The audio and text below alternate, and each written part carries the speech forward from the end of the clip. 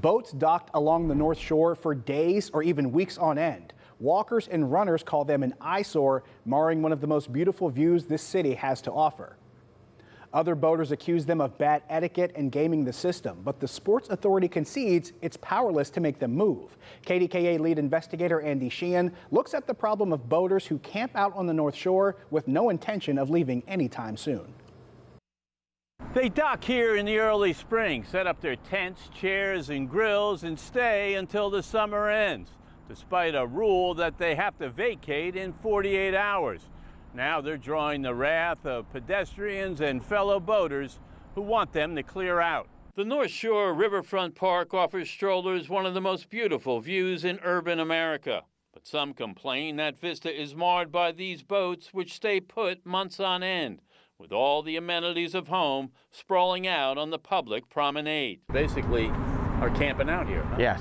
Yeah, they're camping out here. They're just like some of the encampments that you see, just an encampment on the water. In using this public stretch, the boats pay no fee and have drawn the contempt of other boaters who pay thousands to dock their boats at marinas up and down the Three Rivers and can't find a spot for a concert or a game. The boater etiquette is just like, you know, you come down to an event, you stay for the event, you leave. You go back to your home marina. But when you got people permanently staying here on the wall and never leaving, well, now the boaters don't have any access to the city no more. It's definitely an eyesore. Hearing the complaints, the Sports and Exhibition Authority, which maintains the park, issued regulations last year, posting the promenade with signs like this one, setting a 48-hour limit to docking here. But the signs are gone, the boats are still here, and the SEA admits they don't have the power to make them move. So you have a 48-hour rule, but that rule has no teeth. It does not. Yep, we do not have the authority to actually take possession or move people's property right now. We've covered the issue before with abandoned boats. The SEA and the city police say they don't have the authority.